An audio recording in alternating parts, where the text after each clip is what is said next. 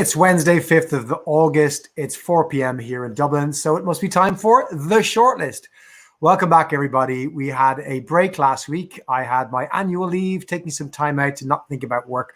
I hope you've done the same this summer, if it's summertime in your part of the world, and I've enjoyed just tuning out of work, hopefully staycationing close to you and discovering the joys of the simple things again. That's what we've been trying to do in the Campbell household for the last couple of weeks. But we're back this week. It's Wednesday, and I have a brilliant guest on the show today, someone who I've been trying to get on the show for several months. I'm so thrilled that she's able to join us today. She's someone I've known for, the last 6, 7, 8 years. She's someone who always impresses me and impresses crowds when she speaks live, and she gives such insightful, practical tips, and she's given us the privilege of coming on the show today to do the same. But before we introduce our guest today, let me just remind everybody that if you want to try and subscribe to The Shortlist and follow our future shows, if you'd like to listen to previous shows, if you'd like to find links to where you can find the podcasts, the videos of these shows, please go to socialtalent.com/The Shortlist, and you can find all that information, including our upcoming shows. So today we want to talk about sourcing in a post-pandemic, or actually not really post-pandemic, but a pandemic COVID-19 world. I've been asked by many people, many recruiters, many sourcers, many HR professionals, what's changed, what's different in the world of recruiting, and in particular sourcing in a pandemic. And to be frank, I don't source anymore. I talk to great people who source and work with sourcers. And one of those is my guest today. And that is the fantastic Stacy Zapar, who's joining us live from San Diego this afternoon and this morning, her time, to share with us her insights from the work she's been doing over the last year, but particularly the last 5-6 months. Stacy, welcome to the show. Thanks for being here. I'm hoping maybe you can share with the world outside, for those who don't know you, what do you do? What's your background? Why you're on the show today? Why you're passionate about sourcing? Thank you, Johnny. I'm super excited to be here. I, too, am a huge fan of you, Johnny, so that's mutual. The Mutual Love Society is in full swing here, but big fan of you and your whole team and what you guys do. And thank you so much for having me. It's great to be here. 8 a.m. I've had 2 sips of my coffee, so I'm going to power on through here. But what I am, I'm a recruiter. I've been a recruiter for 20 plus years now, sourcing recruiter that whole time. I love my job. I love recruiting. About 8 years ago, I started my own business, and there's my husband. That's all right. That's COVID. It's COVID times in a nutshell, right? Pandemic world. Hopefully he'll not make too many trips back and forth today. But I warned the kids, but I forgot to warn the husband. But what I do is I do training, consulting, search, you name it. I love top of funnel strategies the most. Sourcing especially is kind of my favorite thing. I say it a lot. If I ever win the lottery, I'll probably still source and do other fun things too. But basically, I do sourcing as a service right now. I really enjoy it. Sourcing and engagement is my favorite thing to do. So I'm helping companies kind of fill up their pipeline if they, have some fluctuating hiring needs. I'm here to kind of jump in if the recruiting team isn't able to fully kind of handle that bandwidth. And so, what else can I tell you?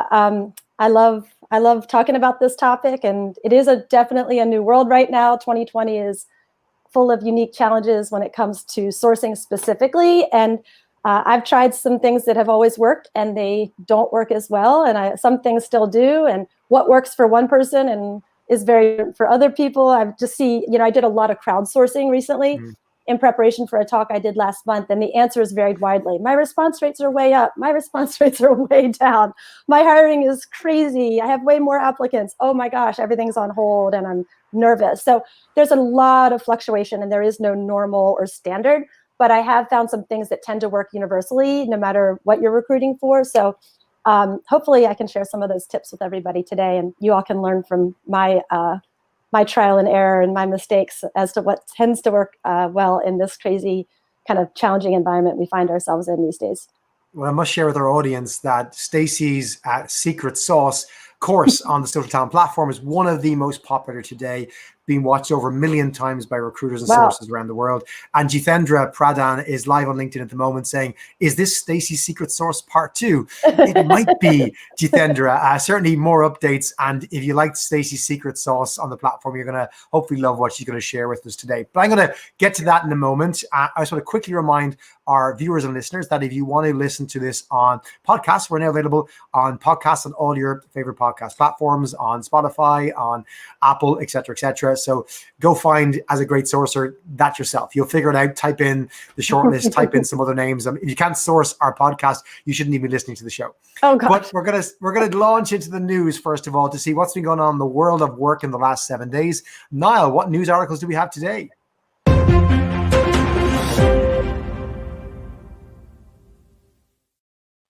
So first up, Stacy, this article appeared in Forbes in the last few days, right? And the author here, Caroline Castrillon, is arguing now is the perfect time to job hunt. And for our listeners and viewers who haven't had the opportunity to read this article, essentially what Caroline is saying is that, because we're all working remotely, it's one of our main points, is that there's never been a better time to search, to upskill, to do interviews, because you're not sitting in an office under the nose of your boss. And so therefore, it's actually a really good time to be a job seeker. You can engage with recruiters, spend time. People aren't watching you work for 8 hours a day in lots of professional jobs. I don't think Caroline meant this for every single job. So her argument there is it's a good time to job hunt. What's your opinion, Stacy? Would you share that opinion? Agree, disagree with some of those points? I think maybe for reasons that might be slightly different than what Caroline chose to point out. I think, if you're looking for a job, people find a way to job hunt, whether they're in an office or they're working remotely. I've been working remotely since 2002, 2003. People can job hunt on their lunch break, on their cell phones. They don't have to be sitting at their work computer. I don't know that that's necessarily my primary thought when I read the headline and, scanning the article and the summary that you provided. I think that really the number one reason why I would say that now is a good time to job hunt is simply that so many people are fearful and reluctant and cautious when it comes to making a voluntary career change right now. Very few people are applying, not in all cases, right? In some industries, it's gangbusters. But in many cases, in tech, for instance, it's gotten extremely difficult. And we're going to, talk about that, I'm sure, some more today in this call. So if companies are struggling, having fewer applicants for some jobs, and as sourcers, we're seeing lower response rates in some cases because people are hesitant. They want to ride it out a little bit, see what the industry, the job market, the economy does before they make a change. What's going to happen with schools? And am I even going to have childcare? Do I have to, save time for homeschooling? There are so many variables that people are sort of pausing on their job search or their willingness to change jobs right now. So if you are able or willing to make a switch, now is the perfect time to do it because, frankly, you'll have less competition than in a regular job market, in my opinion. So for sure, if you're ready to make a change and you're feeling confident and ready to go for it, like by all means, it can never hurt to have a conversation and be transparent about it. Say, I'm not sure I'm ready to make a change, but I'm open to having some conversations. And recruiters, I'm sure, will be very responsive if you've got a match there on the skills and experience. So yeah, I tend to agree. I think there's a perception that because there's such high unemployment in general, that there's loads of people looking for jobs, so it's a bad time to be a job seeker. And I think, to your point, in some job sectors, there's an overwhelming number of applicants, and we'll get to that in a second in our next article. But in a lot of roles, there's the same demand or similar demand, but the supply, to your point, I think, Stacy, is the supply just dropped because the average number of people quitting jobs or being available in the market fell. Or is right down. Actually, I think we might have some data on that. Niall, maybe you can share with us. Stacy shared this graph with us just before the show, and it's relevant to the US, but I think it probably extends around the world. You look at the kind of number of people in the US who quit their job by month, it plummeted this year, like absolutely fell through the floor. So whilst people might be available, people aren't choosing to be available. And that's a really, really fundamental difference, I think, which is key to your point. I'm going to expand that in a second, Stacy, but we might jump to the next article because I think there's more in the next article. It's related, and it appeared in one of the publications in my country, the Irish Times, actually borrowed from the Financial Times, from the FT, though. And this talked about hiring in a pandemic is not always as easy as it looks. So the first article from Forbes was saying, hey, job seeker, you should go out and look there. It's never been a better time. But Polita Clark, in this article, she spoke to 3 different recruiters or companies recruiting and asked them what it's like to be hiring. 3 different companies who, because of the sector that they're in, are actually hiring more than ever. One of them is Hermes, who do the pick and packaging of online sales. For companies, not Hermes, the bag or design company. One was Vodafone, the telecoms company, who are, again, you think about telecoms infrastructure, it's in massive demand all around the world at the moment. I can't remember the third one. Oh, Tesco stores, retailers hiring more as well. And they were, for different reasons, saying it's really difficult to hire. Some of it being around, we're getting actually too many applications. So I think that was the Hermes folks were saying that they had whatever number of applications, but the ratio of inbound applications just shot up, and they're actually all quite high quality. So there's an extra burden on recruiters to filter inbound, which is, because I've talked to lots of recruiters who've been telling me that they're talking to hiring managers, and hiring managers are thinking, well, your job's just got easier, recruiter. Ms. Sourcer or recruiter, isn't it easy now? And they're going, no, because, I have so much many more inbounds that I have to filter through that I didn't have to do before. And, people are reluctant to move, the ones that I want to try and target. So actually it's got harder.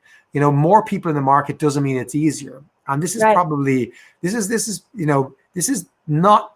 not intuitive to a hiring manager, but I guess recruiters and sourcers, they get this, don't they? They understand that it's actually not necessarily easier. Sure. And I think, like I said, my last client that I was sourcing for recently is a warehouse automation robotics company, right? So they're building robots that take the place of people in warehouses. And warehousing right now, as we know, Amazon and all these companies that are in kind of this online retail space, and the warehouses that power those behind the scenes, a lot of industries are really, booming and hiring more than ever. So as for going back to your point, there are industries where certainly they're hiring in gangbusters, and there are droves of applicants because, certain companies are impacted and others are not, and everyone's scrambling to kind of find their next thing. And so as recruiters, I say this a lot. I mean, our biggest competitor is not the company across the street. It's not our competitor according to, our industry necessarily. As recruiters and sourcers, our biggest competition is time, the clock. We have to get all the million things done in a day that we need to get done, and working efficiently and streamlining and being able to quickly identify the right people for the right roles and have coverage for all your positions and create an amazing candidate experience. And everyone's getting feedback, and everyone's getting, the attention that they need from a candidate, applicant, hiring manager perspective, et cetera. So more volume doesn't necessarily mean better. It just means that we have to work that much more efficiently. We have to be able to process those applications quickly. If you are the type of person, and I used to be this person too, and I had to, break myself of this, temptation, I would come in the morning and I would just sift through all the people that applied the night before. Some cases you can do that if you only have a handful of applicants. Sometimes I'd apply, post a marketing job and have 250 applicants by the next morning. Many were good, and I only needed a small handful. So how do you quickly pick out the ones that are the best and not have to read all 250 for that one job, just all 15 of the jobs that you're working on or whatever? So, definitely if you're able to source your ATS and just sort it by, keywords and use your Boolean, sort it by, current applicants in the last, however many days, by rec, whatever it is, if you can sift through that quickly so that the best talent bubbles up to the top. It's unfortunate that a lot of good people are not going to get looked at in every case. This is not a computer or a machine doing it. I see that on Twitter. There's some perception that the ATS is weeding people out. This is a recruiter making people decisions and judgment calls based on the need and what the actual qualifications are. So I think it just, to your point, how are all those people going to get feedback? Are we considering people? Are we able to find the diversity candidates out of that population of applicants? That's a big priority right now too. So how can we accomplish those things? What will our technology and our ATS enable us to do? And how can we find ways to process all of this information very quickly and get the coverage that we need while still creating an amazing experience for our hiring managers and candidates? So no pressure. Yeah, I think you make a really good point around, the process isn't often well understood. And as a job seeker today, you probably have a completely wrong impression about how hiring works and how technology works, and forget all this stuff, I know that we I'll make a plug here. We're hiring at the moment in our curriculum team, and we put the post out a couple of weeks ago. We've had like 70 or 80 really good applicants, and that's from that pool. I'm really confident we're going to find someone really stellar. I had planned and mapped a sourcing project around this with my colleague who's managing the role. And, I just don't think we'll need it because we've got really good applicants there. But there's a lot of work involved, and my colleague's been overwhelmed going through those applicants, giving them the time and consideration they need. And actually, it's been slower hiring for that role because we've had such quality. You haven't been able to go, no. It's like, actually, yeah, not bad.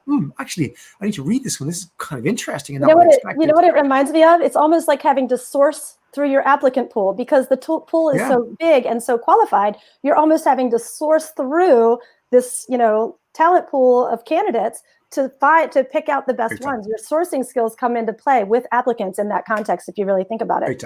Big time. I'm interested to discuss pools with you, but I'm going to actually go to our last article if Nod doesn't mind sharing it with us. And this is hot off the press from LinkedIn. LinkedIn announced another layoff list, but it's interesting. LinkedIn are no stranger to layoffs, as you can imagine. Their whole business relies on companies hiring for their revenue, and hiring dropped overall, right? Notwithstanding that some companies and sectors are hiring more than others, generally people are hiring less, right? Sure. So LinkedIn laid off a whole bunch of folk, and they announced, I think last night, that they have built a search tool on LinkedIn to find talent, their own ex-staff, if you like, that have opted in to be found for people to look. What's your view on these layoff lists? Because this is not the first one. I think, Airbnb's list was probably the first most publicized one, and there's been many more since then. So on the ground, are you seeing sourcers taking advantage of this? Is it a good or bad thing?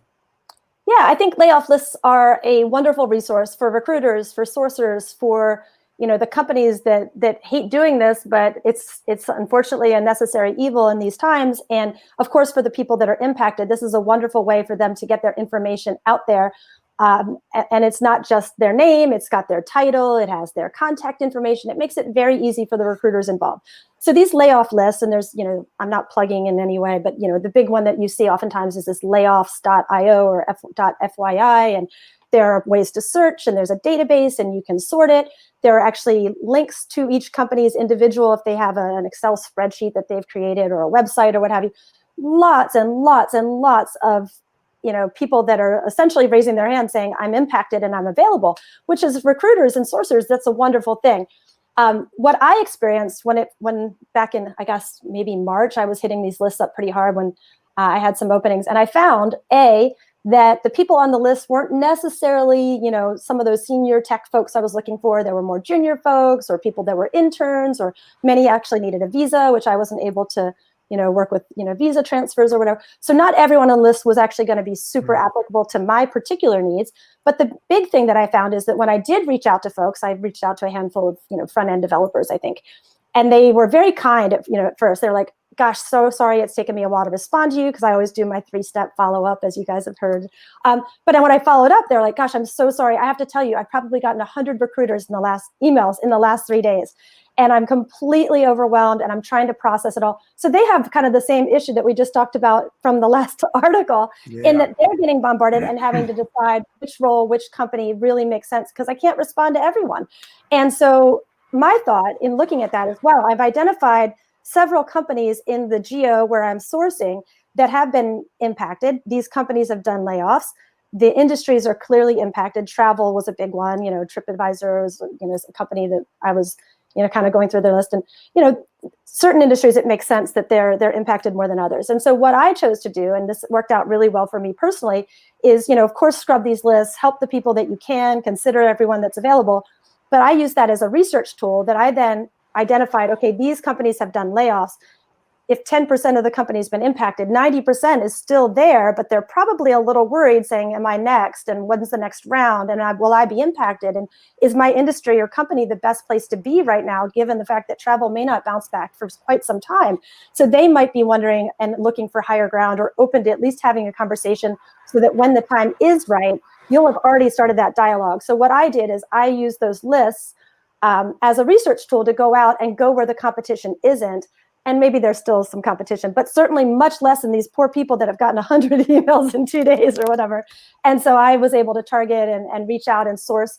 and have great calls and find amazing candidates that are really, really qualified, very strong, and frankly, a little kind of nervous right now. And so that was much more fruitful and productive, and a higher ROI for me personally. And so that's I think a nice little tip that people can all use these lists as an idea of where should I be sourcing right now that I might actually get some responses back and start some conversations. I think that's a great tip. We've got Digvijay Singh who asked a few minutes ago, any pointers for passive sourcing? I think that's a great pointer if that helps for Digvi, which is not necessarily just using them explicitly as candidates, but using them, to your point, as research. Who are the companies who have laid off folks because their colleagues left there may be nervous, and maybe their skills are of a higher quality or more in-demand quality because they weren't laid off, right? But they're in a company that is going through uncertainty. I think that's a really good tip, right? You know, we've always done this. We've always tried to take advantage as sourcers of these types of fragilities in the market, of teams that were nervous being laid off, right? And now you've got lists being created. I don't think the companies want us to source the staff that are left, but hey, that's not our problem, you know. As sources and recruiters, we've got to go find the right people. And as sourcers, no one ever wants us to source their company. You know, no company ever wants us to source them, and that's no different now. But frankly, it's a free world, and if people, you know, decide that it's time for them to make a move, and you know, then it's really kind of it's not a bad thing that we're reaching out. I don't want it to be perceived as negative. Sourcing is always, you know, this is the nature of what we do. We introduce opportunities to people, and they kind of make the decision if it's something they want to learn more about or pursue. So what else are you seeing, Stacy? You've always been wonderful with very, very practical tips. I think that's a great first practical tips. Use these lists for research purposes, not necessarily just for the people on them. Great tip. What else have you been putting into practice? You mentioned there are certain commonalities you're seeing, things that work. What are the things that work? Yeah, one of the things that I noticed, and this is, you know, maybe a little, you know, egg on my face, it's a little embarrassing as someone who kind of prides herself on her sourcing skills and her response rates and, you know, my blueprint to an 85% response rate. I haven't been getting 85% response rates when I was doing my normal kind of sourcing, and I was going out on LinkedIn, I was doing my, you know, personalized messaging and doing my follow-up and making it easy and all the things that I kind of talk about how to drive up your response rates. And I was seeing less response, and I was seeing many, many fewer yeses in those responses. So before I would get maybe 70% said yes and 30% would say no thanks. Now, of the responses, which are dramatically maybe a little more than half what it used to be, of those responses, 70% were saying not right now, but let's stay in touch, and 30% were saying let's have a conversation. So my yes responses have gone way down, and that was like, okay, I've got to change this up. I can't just do what's always worked. It's not going to work right now. And maybe, you know, it's gotten better in recent months. This was very early on, but still. So for me, I found that there are 5 populations of candidates that we can target who are much more likely to respond and be very viable candidates, even in this crazy market. And I want to preface this by starting with saying the obvious. Can I do this, Johnny? I'm just kind of throwing something else in there that I think contextualizes it a little bit. So obviously people are nervous about making a switch right now. We saw that chart. Yes, it's in the US, but I would imagine that this is pretty universal, that people are not voluntarily leaving their jobs as nearly as much as what we're used to. And so people are hesitant to quit their job, which is what it takes when you're sourcing. They have to quit their job to come to your job. If they don't want to quit, we've got a barrier there. And so why is that? Obviously, they're working from home. They're virtual, maybe sometimes for the first time. They've got childcare concerns. They're wondering if schools are going to reopen. They are working right now with a boss who knows them and knows what they're capable of and knows that maybe right now this isn't their top output. And maybe they're juggling a lot of other things right now. So if they're only able to put 80% into their job where before they were a top performer, their boss gets it. If you go to a new job, is that boss going to be cool and get it and understand that I'm actually better than what I'm able to show you right now? They're having to change jobs to a place where they've never met anyone. They have never met their boss. They don't know anyone on the team. They didn't even meet in person. They've never seen the office. And now I'm going to this unknown place with these unknown people where I'm not able to do my best work. Of course, people are kind of down in their little meerkat hole and they might peek up a little, but people are afraid, you know, and everything's a visual for me, sorry. But so this is what we're dealing with. So as sourcers, we always have to have empathy, even not just from a kindness perspective. And yes, in COVID, we have to show empathy in so many areas. But I think it's really important that we put ourselves in our candidate's shoes and think, if this were me and I was really afraid to make a move right now because there's so many scary and unknown things, this whole last in, first out, fear that people have, who would be more likely to maybe make a move to my company or my role right now? So kind of think about the psychology of it, the empathy, the putting yourselves in their shoes. And I came up with 5 avenues to try. And they've been all they've been better than cold sourcing, let's put it that way, to varying degrees. So I'm going to run through the 5, if that's okay. Go for it. All right. Of course, people who follow your company on LinkedIn, and if you're able to see that and you have a LinkedIn recruiter account, those people are probably more likely. If they follow you, you're on their list. That's a simple place to start. That's kind of an obvious one.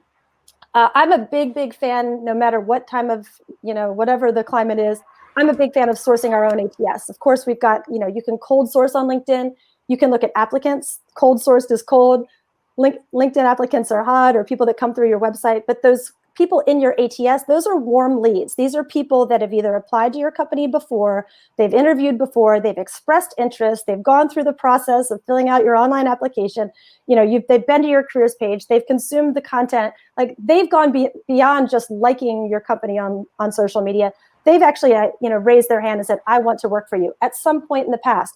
And you have their contact info right there, their full resume. You can compare it with their LinkedIn profile if it's a little dated. So definitely source your ATS. Those people are much more likely to respond to you. Internal mobility, always a great idea, but never a better idea than in COVID times and a time where we're hiring externally is challenging. Why not give those people that are, next in line, and they may not have tick all the boxes from a skills or experience perspective, but invest in your employees. Try to source from within your own company, or start those conversations with your hiring managers or your leaders and say, who can we promote into this role, even if it's a little bit of a jump for them, and see if we can backfill from their prior role. Like, I would rather backfill a lower position and move everyone up. Great for morale, et cetera. Boomerangs. These people have already worked for you. They've left. I've been a boomerang myself. So the grass is not always greener. Moving back to a company where you already worked, already know the players, already know the culture, that is much less scary than going someplace brand new. So maybe you go back into LinkedIn and say, when it comes to past companies, plug in your company name in that field and see what comes up. Yes, you're going to have to cross-reference with HRIS or your HR people and see if they're rehireable, et cetera.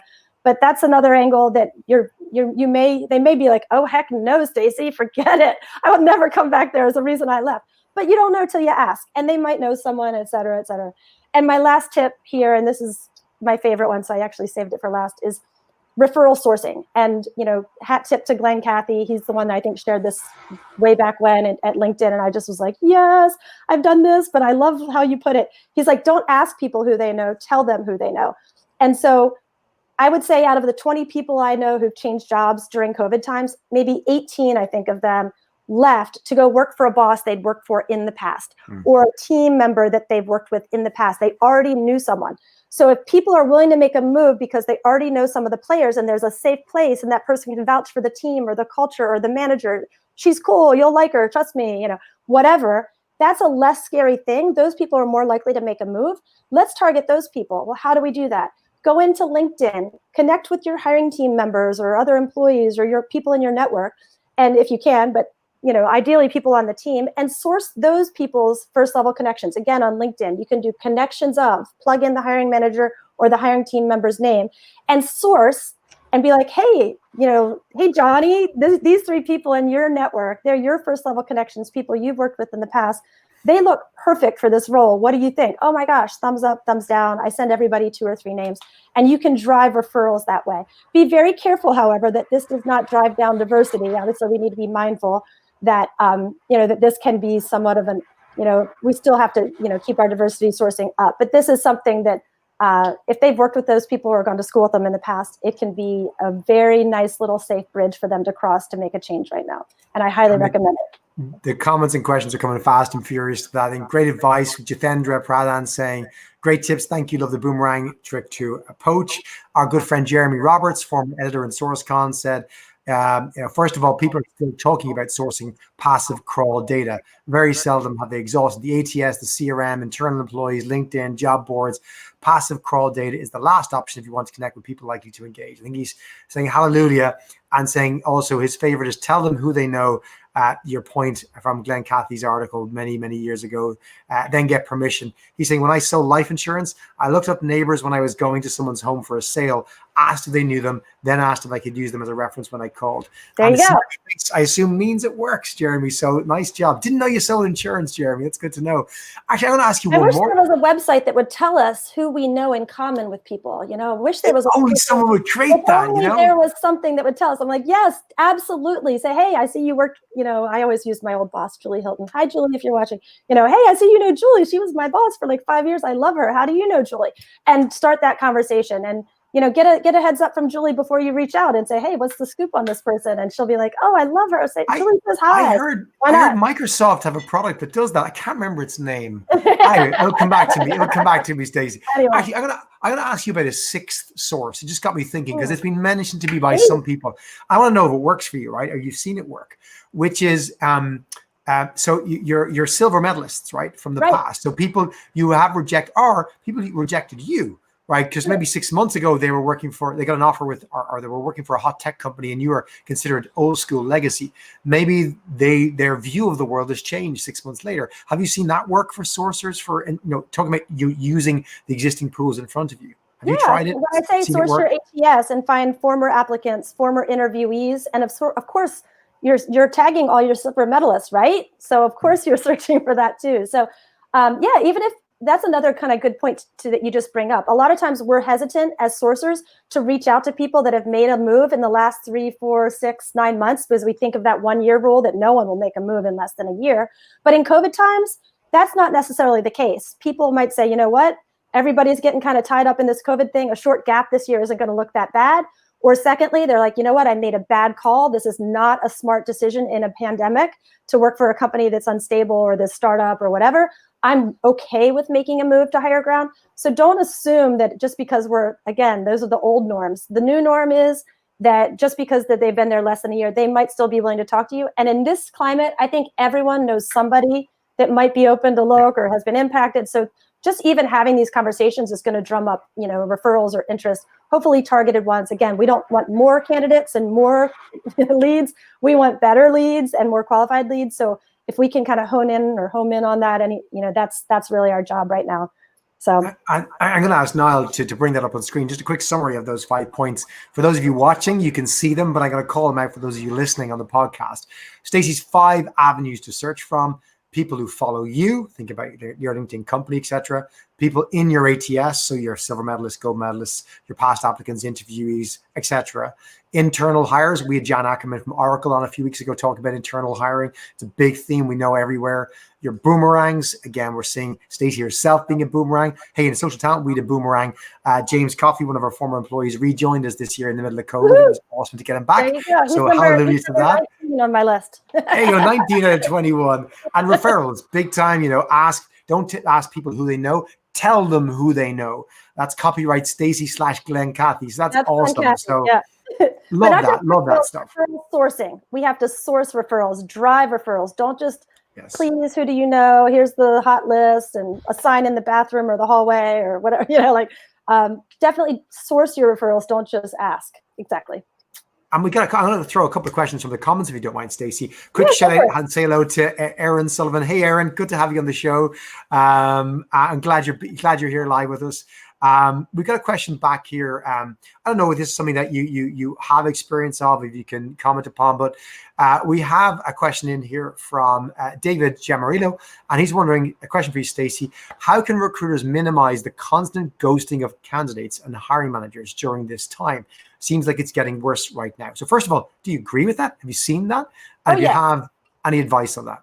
Yeah, I think people are ghosting us for a number of reasons. Number one, they may be getting overwhelmed by recruiters if they're in a certain industry or a certain space, or they've been impacted, or they're on one of these layoff lists or what have you. So yes, it's happening. It happened to me. People apologized and said, I'm sorry, I'm not really responding, and I may not get back to you ever, but I'll they are aware of this. But secondly, I would say that people right now, if they're not responding to you, or they're responding and then they kind of drop off, and I'm not justifying the behavior. I think it's as important in candidates as it is in recruiters. And we were the original ghosters, I think, and they're just following our lead. So don't tell anyone. Mea culpa right here. Like we need to own that, what goes around comes around. And I think we started this, but not to justify it. It's not appropriate. We should at least tell people no thanks. But the reason why I think people are ghosting is because a lot of times, at least for me personally, when I kind of drop off, I mean, I'm guilty of this with some of my emails for setting up this call. I kind of dropped off and got quiet and ghosted a few people in the process of scheduling because I was like, I'm not sure. I need to check my calendar. I'm not really sure if the timing's going to be right. I've got some other factors involved. So people are kind of debating. And once they debate and they're thinking about it, and will school be opening? Let me wait till next week and I'll respond then once I know what the update is. And once people start thinking about it and they don't have a yes or no answer for you, that's when it gets buried under their email, or they feel bad, like, gosh, that was already 2 weeks ago. I'll archive it. You know what the best thing to do is? That's when you have to do your follow-ups. Even if you're doing a little bit more, very gentle follow-ups. Say, hey, I know it's been a couple weeks. I understand everyone's really swamped right now. We've got a lot of things on our plate. Things are slipping through the cracks. I just wanted to follow up and let you know I haven't forgotten about you, and I'm still open to having a conversation whenever you're ready. No pressure. And let them know that it's not a now or never, even though as sourcers, it's always like now or never. But we want to be proactive and think about kind of long-term. So if they're not ready right now, or if they're still kind of on the fence, that isn't a no. If it was a no, they might have told you no. The fact that they're hesitating or ghosting you might be the sign that they're thinking about it. So it's on you to follow up to make sure that it doesn't just slip through the cracks. That's would be my advice. We got Peter Gagan commenting, I think about something earlier, but I think it's relevant to this. He's saying it's always better to ask the question than to assume the answer will be no when dealing with previously rejected candidates or candidates who have rejected you, but also people who just didn't show for an interview. Don't assume that means they don't want to work for you. I think apply the same logic to that, going, who knows what might have happened? Maybe something with their kids, they got busy. Yeah, I mean, I put this slide in my talk from last month when I was talking about some of these things. And I was like, people are going to mess up. They're going to be late. They're going to no-show to a meeting. Hiring managers are going to let you down. You're going to let people down. This is COVID times, man. We're in survival mode. And so normally if somebody no-shows to an interview, I'm like, you're dead to me. Like it's I'll never work with you again. You're blacklisted in my ATS. There's a black, mark X on your name. Like, nowadays, I'm cutting everybody a little slack, including myself. It's just, we're all messing up a little bit and it's okay. And we have to learn to let some stuff go right now because it's not normal times and everything is upside down. So one of the things that we've seen, Stacy, right, slightly off topic, is that, sourcers are sometimes finding it hard to motivate themselves, right? So I think early days of COVID, it was kind of like, what are we sourcing for? All our recs got closed or postponed or put on hold, etc. And there's been one of the articles commented upon the fact that, lots of companies are pipelining talent at the moment, right? And pipelining maybe doesn't have the same motivation as trying to fill an active role, right?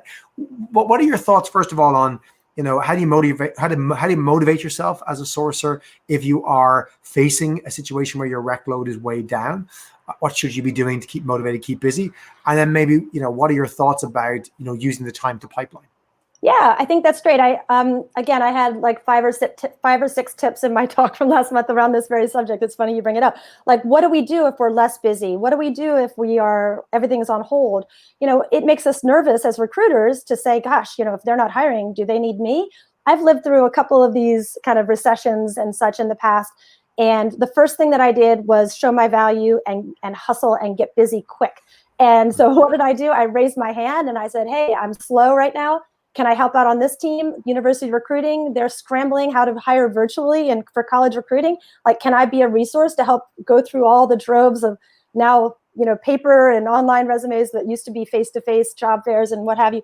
Can I help out on the retail team that's scrambling? And I was out there. I was driving in town to town in Texas, going to Best Buys and trying to source, salespeople to come work at our store, and like literally like whatever you can do to be busy and at pitch in. Not only are you showing your value, you're somebody that they'll keep. You're showing that you're proactive and you care and you're a team player here and that you want to be productive. You don't want to just sit there and be bored. As a recruiter, I hate being bored more than anything. You're also, adding new kind of feathers in your cap, right? I can now do college recruiting. I can now do retail recruiting. I can now do field recruiting. Like, I can do more things now. I'm more, marketable as a professional than I used to be. Professional development is another big thing. Use this time to study, upskill, learn, go do online training. This is the perfect format to Johnny's classes or, social talents modules, I should say, not Johnny's classes, are the perfect way to learn right now, right? Because it's all online and it's perfect. YouTube, Quora, whatever, read a book. What else? I think another thing that is really important, and you were just bringing it up. Hold on, what was it? Pipelining, duh, right? So yeah, for sure. If you have a really hard time finding, data scientists or whatever it is that you traditionally struggle, and you know that if and when things reopen, these are the 3 or 4 teams that will likely be hiring, go for it. Start pipelining in the locations and for the skills. I'm not telling you to post a job and do something shady. Be transparent about it. Start pipelining the resumes. If you want to reach out and start some conversations and say, hey, just wanted to let you know we're probably going to be doing some hiring in the fall. I wanted to see if that was something you wanted to, just be honest, and it can't hurt you. And for sure, pipelines, use tags in your ATS. This is a great time, and I know I sound like the biggest nerd ever, but this is a great time to clean up your ATS. I love cleaning up my ATS if I have a few minutes. These are amazing people. I'll source up a batch, and they're all missing contact info, and their LinkedIn is old. I just go through and make a folder or put a common tag on them and just update all those people so that when the position's ready, I've got their contact info, their most recent LinkedIn, and they're in a folder, locked and loaded, ready to go. Why not? I'm a house cleaner. When I'm stressed, I clean. In college, I would always vacuum my whole dorm room during finals instead of studying. In COVID times, I'm cleaning my ATS because so you don't want to be the person who's not busy right now on the team. So find ways to be productive. Talk to your boss. Say, where can I help? Don't just assume I was busy. I cleaned out my email. No, that doesn't count. So find ways to add value right now. And if they do happen to, do some downsizing, maybe you'll be one of the ones that they keep. And, and if not, upskill, and make yourself that much more valuable for your next employer. Use this downtime however you can. I have a question related to some of your comments there, Okay. Stacy, from Alexa Run, who's watching on YouTube live.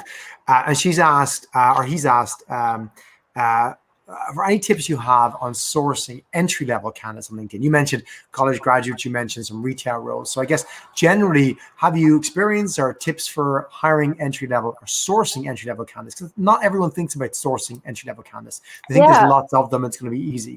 What do you think? I think sourcing for entry-level is harder than sourcing for more niche and senior positions. I personally, I get a little panicked when I have to find either admin assistants or more junior candidates, and how, sometimes it's more about, because a lot of these folks kind of look the same on paper. And that to me is scary. When I say on paper, online, right? It's scary to me when everyone kind of looks the same. Am I going to have to talk to 50 people and find the right one? I don't have time for that. So it is challenging. I like to look for some indicators of these high po folks. So if they're entry level, high potential, right? So maybe I look for little signs that they were, in a lot of extracurriculars, or maybe they, had a high GPA, or maybe they, excelled in a certain sport and they were really, involved in it, or, maybe they, traveled abroad and took a year off and got some really amazing life experiences. I don't know. And some of these things are, I'm thinking with my diversity hat on, that they may not be, that it may hinder that. And so I want to be kind of mindful of that too. But entry level is definitely harder to source. You can, only look for the indicators that you can, but sometimes as you're reading through a profile, they all just kind of look cookie cutter. But then you might see one that's wow, this person is clearly, you can feel their passion and enthusiasm and their go-getterness through the resume sometimes. So I apologize, I don't have a great answer to that. It really depends on the role, in recruiting, I like to look for certain indicators of junior recruiters and what their background. I think retail is a good one, and I always look, people who've waited tables in college. Those people tend to be good. Enterprise Rent-A-Car ends up being a really good feeder into the recruiting industry. I personally came from that, and a lot of great recruiters I know actually work for Enterprise. So it really depends on the role. In sales, I know a lot of people talk about liberal arts majors in college tend to do really well in sales roles based on their numbers and random things. So it really, to say across the board, how do I source entry level? It's a little tricky. But if you want to reach out to me personally on LinkedIn with some specifics, I'm happy to try to give you some tips on that. I apologize. Well, if I can suggest from one of the tips you gave earlier on, Alexa, for Alexa, and it comes actually. It fits nicely with a recent comment from Nina Kapler in Avanade, who said it's always about networking. Call it future opportunity. You said earlier on, contact people and tell them who they know. You can in that entry level role where, as you said, everyone looks the same. Asking maybe some of your current employees or colleagues who they know, and you can add a diversity slant through that by asking some of the colleagues who are engaged more in diverse networks and groups to go, hey, how do you know? Who do you know? Because I believe, have a more diverse network than others in our organization, and therefore our business, these roles. Who would you recommend from your network? I think you can combine a lot of what you've already recommended to all levels of hiring. I don't think you were giving the advice just for professional hiring. I think you were saying this is just general good advice. I think it applies to Alexa's situation as well. Good. Okay, good. I was like, oh gosh, how do I answer that one? Yeah, well, we're at time, Stacy. We're near the end of the show, which means end of the show time means it's time for me to find out your one piece of advice. And before we get that from you, just want to remind everybody that you can follow and subscribe to our future shows. Find our previous shows on socialtalent.com/the shortlist. And you'll also find links, I hope and think, to our podcast of the show as well, which is available on iTunes, on Spotify, and tons of other places as well. So, Stacy, in closing, for those recruiters, sourcers listening here, what is the advice that either you have been given over the years that you think is the best to pass on, or that you would just like to pass on from your experience that you think will hopefully help our audience and listeners in their careers? All right. Well, it may not be very sourcing related, but I will tell you, shout out to Charlie Piscitello if you're listening. He was my boss at Gateway Computers back in 2002-3. And I'm revealing a little bit about my own personality. I don't know if I'm turning red, but I will never forget this advice he gave me, and I refer back to it often. And sometimes I kick myself because I did not follow this advice. And in a social media world, in a place where right now there's a lot of stress and frustration in the world, I think of this advice often. And here's the advice. Stacy, he said, first off, I'm disappointed in you. I won't talk about that part. Whenever you're feeling frustrated or upset, step away from the keyboard and pick up the phone. That was the best advice I've ever gotten in my career, because sometimes I'm like, what do you mean you can't send that? That's your job. And I'm just working efficiently. Sometimes that can come off the wrong way. There's a lot of subtweeting and things that happen. Sometimes I feel like in this world, a lot of problems would be solved if we really picked up the phone. It's a lot easier to kind of keep a relationship going, even with hiring managers and such. It's easy to point fingers through email and online. It's better just to pick up the phone, have that conversation, and you'll come to a resolution rather than kind of making things a little worse than before you emailed. So that would be the best advice I've ever gotten, and I still use it every day. You know what, Stacy, of all the tips we've got in season 1 and now in season 2 of the show, I think that's the most broadest life advice that we've heard. I think that applies to your personal situation, with your relationships with your partner, your family, your colleagues. I know of an incident with 2 of my colleagues recently who were having a Slack messaging and it was all getting crazy. And one contacted me going, what's going on? I said, just phone the other person. Yep. And they did, and it's fine, because you go, are you okay? And it's fine then, because we can be keyboard warriors on social media, in Slack, in email, on text messages. How did you not show up? Yeah. Well, actually, here's what was happening. Oh my gosh, I'm so sorry. Right? In COVID times especially, we need to give people the benefit and just pick up the phone and not just at people. So that's my advice. So Stacy, we need to talk more and less of the keyboard warrior stuff, even between us, right? That's a commitment I'm going to make to you. Stacy, thank you so much for being on the show. It's been so insightful and helpful. With the comments keep coming in. Everyone's really happy with the advice. It's been so helpful. Thanks for joining us today. Thank you to the viewers and listeners who've tuned in live or are watching the rerun broadcast or listening to our podcast. We always welcome your comments. You've been so engaged today. We welcome you back next week, because next week we've got another fabulous guest who's a good friend of both myself and Stacy.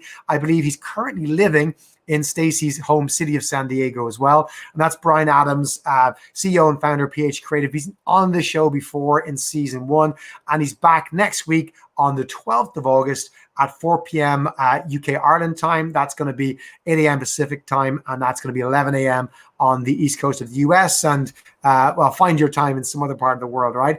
Now, talking about employer branding, why we can't stop talking about it, going back to that theme and giving you some new insights further on in the pandemic situation about the importance of employer branding. And we're going to challenge Brian on some of these points and talk to him about his insights working with some of the biggest companies in the world. So stay tuned next week for that. Or you can, of course, subscribe at socialtalent.com/the shortlist. It's been a pleasure. I love August. It's my favorite month of the year because it's my birthday next Monday. So by the time we speak and you listen to me next week, I'll be a year older. That's the magic of birthdays. In 5 days, you become over a year older. So join me, the older, wiser Johnny Campbell, on next week's show. Until then, we'll talk soon.